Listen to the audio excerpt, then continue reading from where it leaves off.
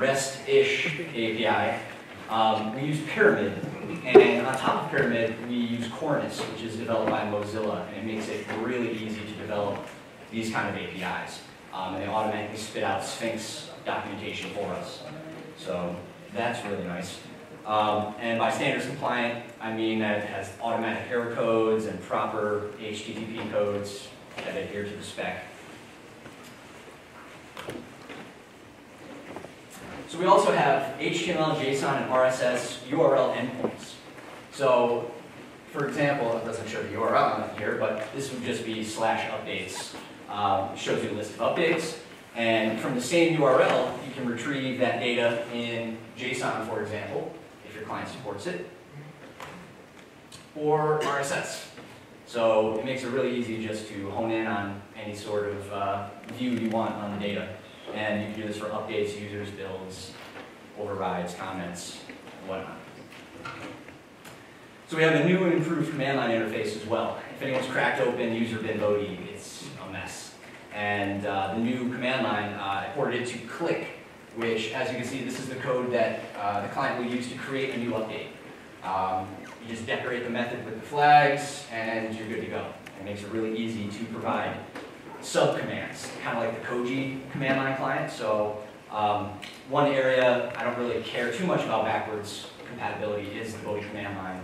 I'm hoping to reorganize that, have a nice nested command structure. Unlike the current, if you do -- help, there's admin commands mixed with user commands, and it's really a mess. So we also have nice type-ahead auto-completion for the search field. Ralph implemented this during the Fedora activity day that we held in Denver recently. And it will automatically show you updates, users, builds, all the models that we have automatically. As far as messaging goes, Bodhi 1 currently sends a lot of spam, and you really have no choice as to whether or not you want it. So what we're doing for Bodhi 2 is we're going to outsource our spam to FMN, which is the Fedora Notifications, Fedora Messaging, what is it called? Fedora Notifications Integration, Fedora Notification Service. I believe it's just apps.fedoraproject.org/notifications, and Bodhi will have a link to it right on the top. And basically, we're outsourcing it to this one service, so Bodhi will not have to send emails itself. All it has to care about is sending out Fed messages. And from there, you can opt into certain topics and certain messages that you want to receive from Bodhi, which is really awesome. And you can receive them via email, via IRC, eventually Android. So FMN is making our lives much easier. On the topic of Fed message, we have these systems called Datanommer and DataGrepper, which essentially data mine Fed messages. And on the front page of Bodhi 2.0, there's a widget that is really hard to see on the screen, but it shows you all of the most recent Fed messages related to Bodhi. And this data doesn't even come from Bodhi itself. It comes from Datanommer, which is pretty cool. And I don't know if you can read at the top, but the top 4 or 5 things are notifications about how much data has been added or removed, how many files have been added or removed from mirrors in the last push, which is data that Bodhi has never known about. That message actually comes from a release engineering script. So it's a really neat dashboard, kind of made it GitHub-like, where we have a nice news feed on the front page. And if you want your own Fed message widget, you can click that link on the bottom, and Ralph blogged about it. You can embed it on any site and customize what topics, Fed message topics are visible on there. Oh, and this widget will eventually be WebSockets driven live. There's actually a WebSocket on the Bodhi 2 front page that will show you activity that's happening as well. So, since we use Pyramid, Pyramid comes with some amazing debugging and profiling tools. This, for example, shows you all of the SQL statements that were executed on a given page load. You can go on each of them and explain them and dive into that. If you trigger an exception, you get an amazing interface where you can dive into any layer of the stack and execute code. For example, I check out the locals in that frame. Makes it really easy to debug. And it also has a profiler built in, so you can see where all the hotspots are. So the Bodhi 2 architecture, at a high level, we ported the SQL alchemy from SQL object, and with that we get Alembic, which makes it really easy to migrate our database schema and update on the fly. So it will auto-generate scripts that will do all the SQL commands and downgrade, and it's a game changer. So as I mentioned, Pyramid, Cornice for the web services, Colander for schema validation, meaning we define a schema for the data that we wish to accept from the users, and it will validate it and deserialize it for us, which lets us write these views that can assume that all of the data we're working with is valid and good to go. So previously in Bodhi 1, all of our exposed methods had to have tons of error checking and casting, and they were just a mess. And now they're nice and clean. You assume all the data you get is valid.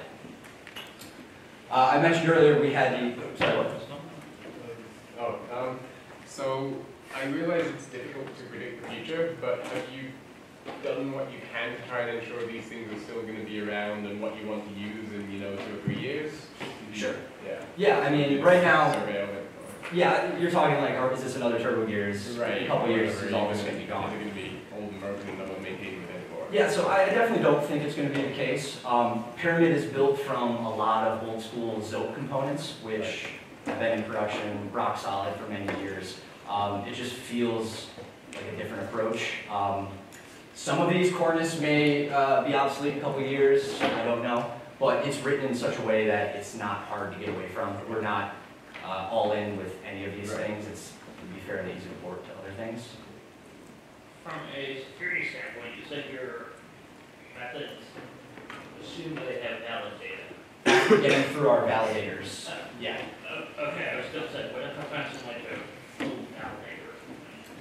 That would be kind of hard to do. The validator it defines exactly what data types and, testing stable, obsolete, can't give us a different status and things of that nature. So the way the schema is designed would be really difficult to get around that. So we have the schema validation, and then we have a whole set of validators that can do things other than anything we want. So we have a validator, for example, that checks Koji and makes sure that it's tagged appropriately as a candidate build and things like that. So I urge you to give it a nice security on it, though. So I mentioned earlier the identity layer in Turbo Gears was painful that we had to build, and now we have Fedora, and we have nice, yes, thank you, Patrick.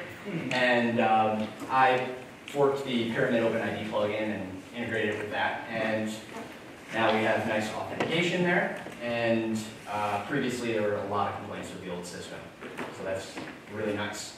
And using that, I mentioned we had the base client within Python and Fedora.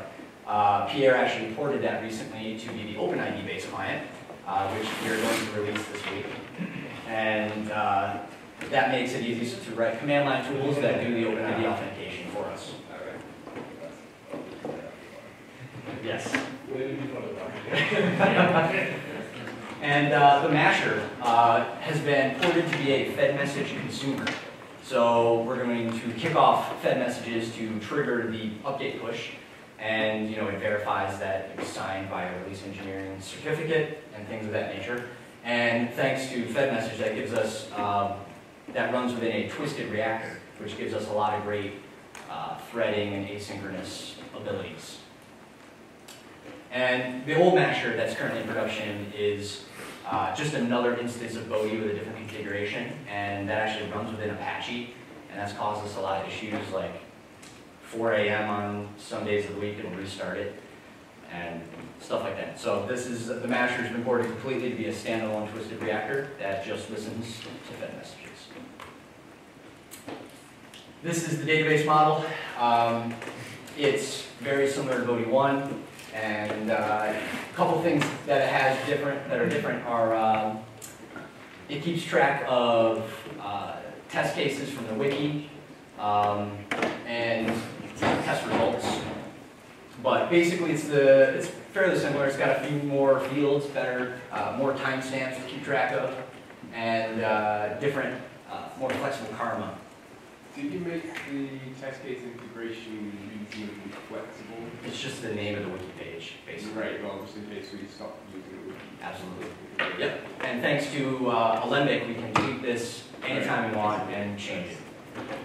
Very good. So that was Bodhi 2. Wow, it's cool. The technology is nice and shiny. So I'm going to highlight some of the ways that it will benefit various people in the Fedora community. Testers. Oh. So benefits to testers. First off being automated testing, thanks to Cascotron. And this is just a mock-up in Bodhi 2, but we will have all of the automated test results listed right there. And not just as comments. Not just as comments, right, right. We're also prioritizing the critical and security updates right on the front page, shining a spotlight on that, making it so that that is where the focus goes of the testers, as opposed to random updates that don't need testing as much. Recognition is another big area of improvement. The top widget shows you this week's top testers, which will hopefully encourage more testers. And we're also giving out rewards. There are tons of badges for things you can do within Bodhi. I highly recommend going to a talk later today. Marie Nord and Chris Roberts are giving the Fedora badges talk. They've been doing some great work. So we also have improved feedback, not just a +1, -1 for an entire update. You'll be able to give +1, -1 to every bug listed in the update, every test case that's defined on the wiki, and then for crypt path updates, it gives you additional questions like, does this break anything else on the system, or general behavior problems. And this is what came out of the Fedora Activity Day recently, and I'd love to work with QA folks to improve this, and I'm sure many of you have other ideas. You had a video that I was going to comment on and I never did, but I think you pretty much got... Oh, Ralph made that video. Oh, sorry, yeah. But I think you pretty much got what we needed. Cool. Are you going to add all that before Easy Karma? Good question. That's definitely in the roadmap, for sure. Speaking of, it's not a part of Bodhi 2, but it's worth mentioning the tools testers can use to get Karma easily. Fedora Easy Karma is awesome, and it basically goes through all the packages you have installed on your system that are from updates testing, and it lets you easily just haul through them all, giving feedback. If you're not into the command line, there's a GUI. Both of these are in Fedora. Fedora GUI Karma came out recently, and it's a fantastic tool.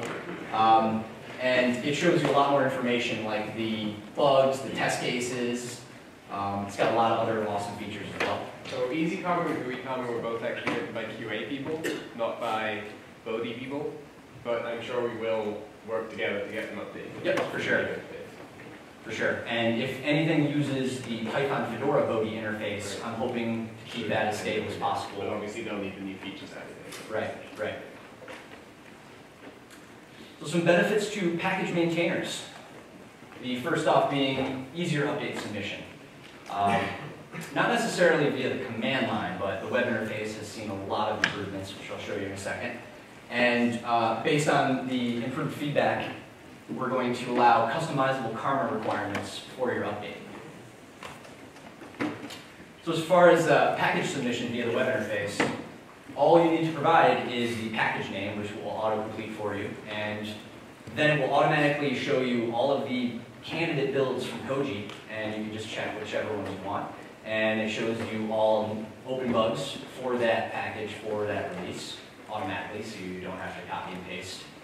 And then it will pre-populate the notes with the RPM changelog. So this streamlines a lot of the workflow. I think there's still a lot of room for improvement. For example, I believe the GNOME folks have to wrangle their multi-build updates with a Google document. Yeah, so I would really like to work with them to improve the full stack updates.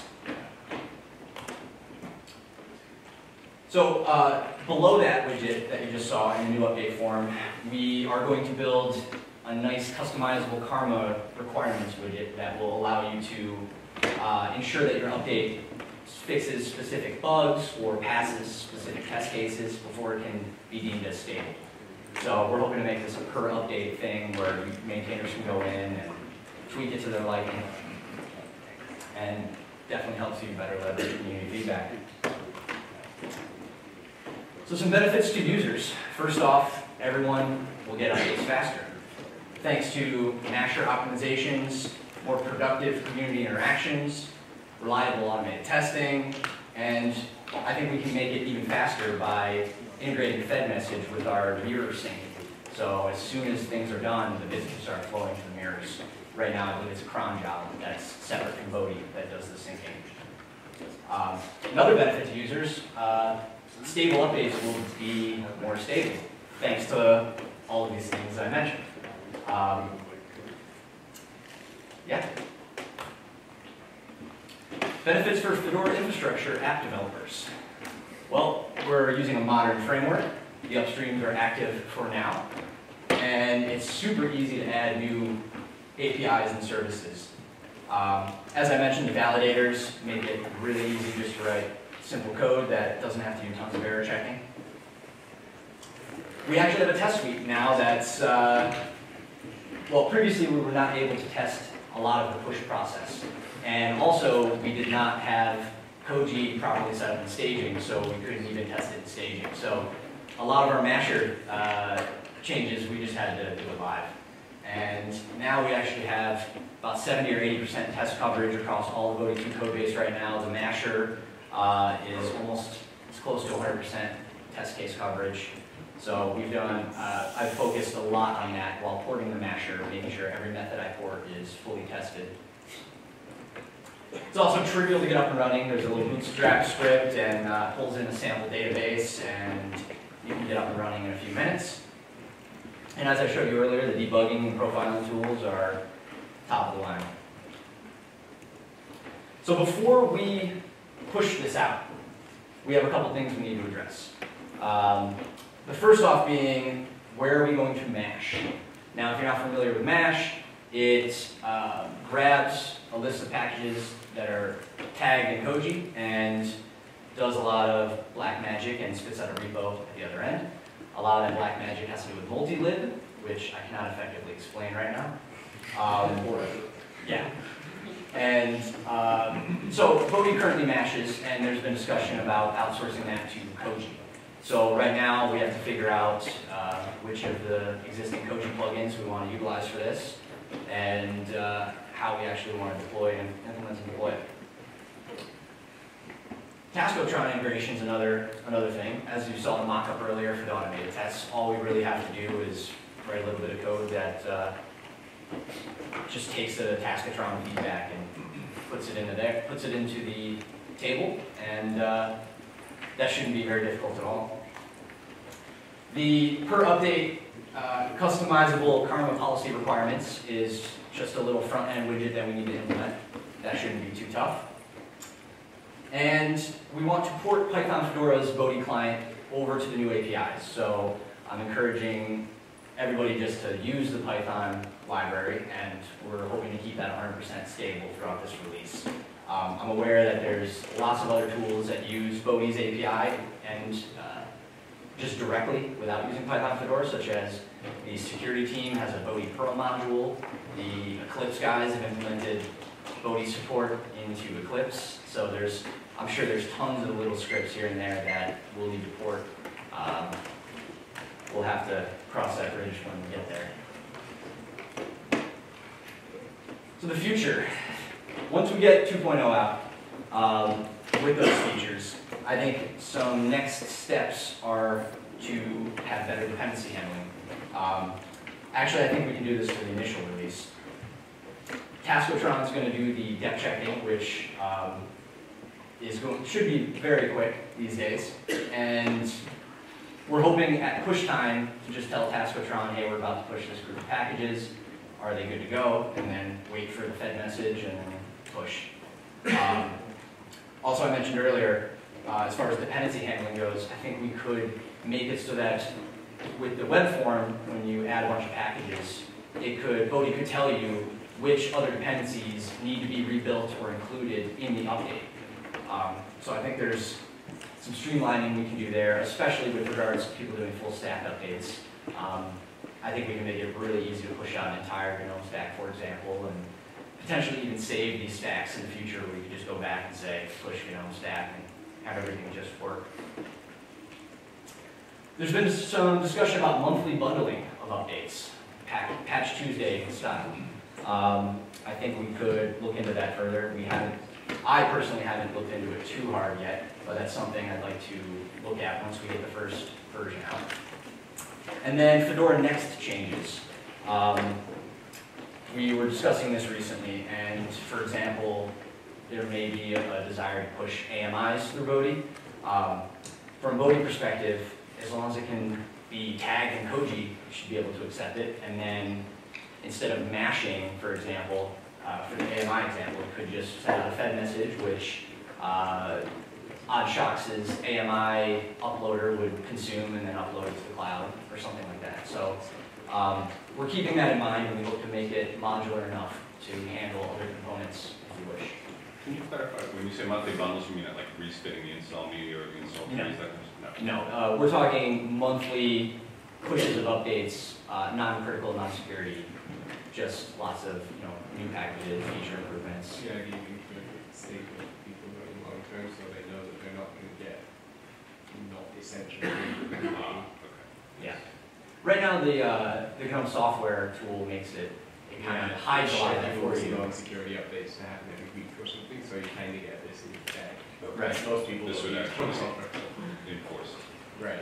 I'll just do that. So I encourage everyone to get involved. We need lots of help with this stuff. There have not been many people working on this stack because it's, as I mentioned earlier, difficult to test. And I feel like Bodhi 2 solves a lot of these problems. You can get up and running with it really quickly, and we need more than just Python developers in all of infrastructure, for that matter. Writers, designers, sysadmins, release engineers, package maintainers, testers, everybody's welcome. And that's all I got. I'm happy to take questions, ideas, comments, concerns. So just, it seems like you did an evaluation of Pyramid, kind of, I would love to see a write-up or something of kind of it versus Django. Why did you pick Pyramid over Django? Especially given the earlier point of, backing for a long time. Okay, well, my one-word answer is SQL alchemy. You kind of have to buy into Django's ORM as far as I know. And I haven't had too much experience with Django, but from what I hear, it's easy to get up and running quickly, but then when you're trying to do complex things, you hit roadblocks. Pyramid just gets out of the way. It does really not much out of the box, and you can just plug in what you want from there. Yeah, I haven't done extensive research on Django as a alternative, but we do have, I think, one Django app in production in Fedora infrastructure. Yeah. Yeah, that's could be kind of a problem too. Luke says he hasn't looked into it much. Django doesn't work very well for distribution packaging. The one Django app we have in production, Ask, is a horrible package. It barely works on EL6 and it doesn't work on Fedora at all. Just because it's one of those things where it's expecting you to install everything from the upstream, the Django repositories or whatever. It doesn't expect things to be packaged downstream in the distribution. So and anything that infrastructure runs has to be packaged in Fedora. That's policy. So that would be a problem with using pretty much anything in Django. It really depends on the package. I also maintain both packaging and infrastructure that would be work. Yeah. So that's Django, and it's Oh yeah, it's all better. Well, I think I've seen one other Django thing that was also bad, but I guess some of them were. So that's the answer. You saw a Django thing that was bad. I saw two Django things that were bad, so that was a trend. So I'll ask a follow-up. So how about versus Flask? Adam, it's data data. Versus Flask, we have plenty of Flask applications in production, and we've kind of come to the consensus within Fedora infrastructure recently that we're kind of focusing all new app development on either Flask or Pyramid.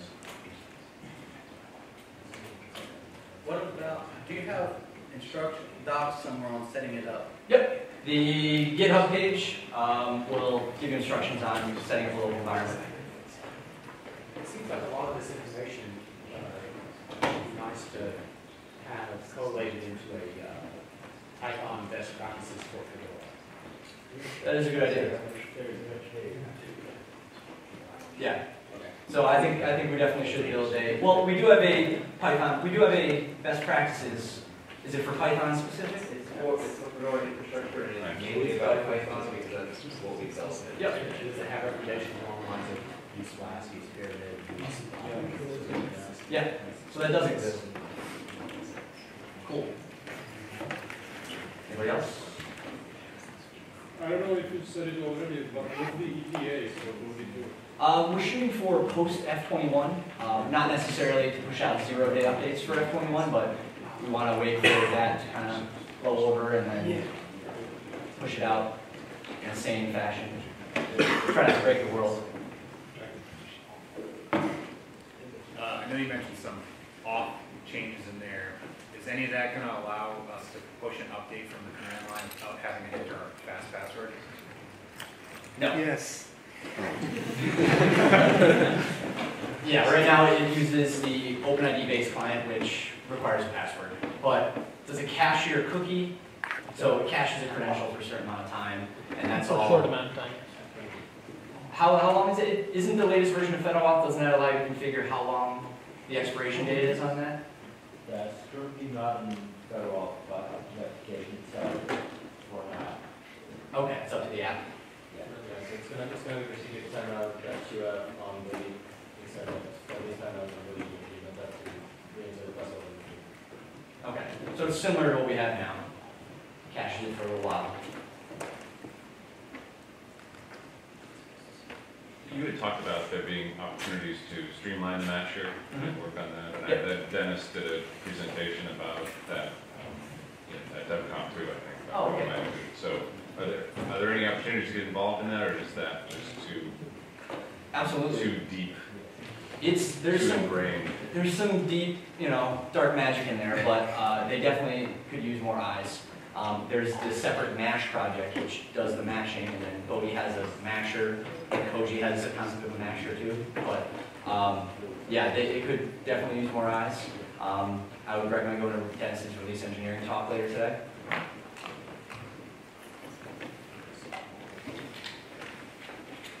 Let's go to already run somewhere where you can play with it, test it. So it will be up and running on bodhi.dev.fedorproject.org. I just checked earlier, and the Koji cert expired, so we have to go in and reissue that. But it should be up and running at some point, hopefully today. So yeah, bodhi.dev.fp.org. All right. Thank you guys very much.